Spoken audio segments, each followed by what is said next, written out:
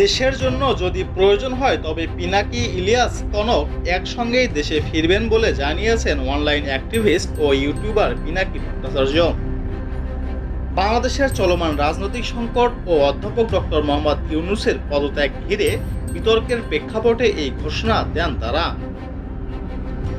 বাংলাদেশ সময় দুপুর 12টার দিকে নিজের ফেসবুক পেজে দেওয়া এক পোস্টে তিনি জানিয়েছেন, দেশের প্রয়োজন হলে এবং অধ্যাপক ইউনূসের পাশে দাঁড়ানোর প্রয়োজন দেখা দিলে পিনাকি ভট্টাচার্য, সাংবাদিক সারোয়ার কনক এবং লেখক ইলিয়াস হোসেন একসঙ্গে ঢাকার শাহজালাল আন্তর্জাতিক বিমানবন্দরে অবতরণ করবেন।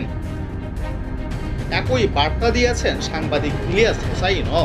তিনি বলেছেন, দেশের স্বার্থে এবং ডক্টর ইউনূসকে রক্ষা করতে প্রয়োজনে আমরা দেশে ফিরব। তিনি পিনাকির দেওয়া ফেসবুক কার্ডটি নিজের ভেরিফাইড ফেসবুক পেজে শেয়ার করে লিখেছেন, ইনশাআল্লাহ।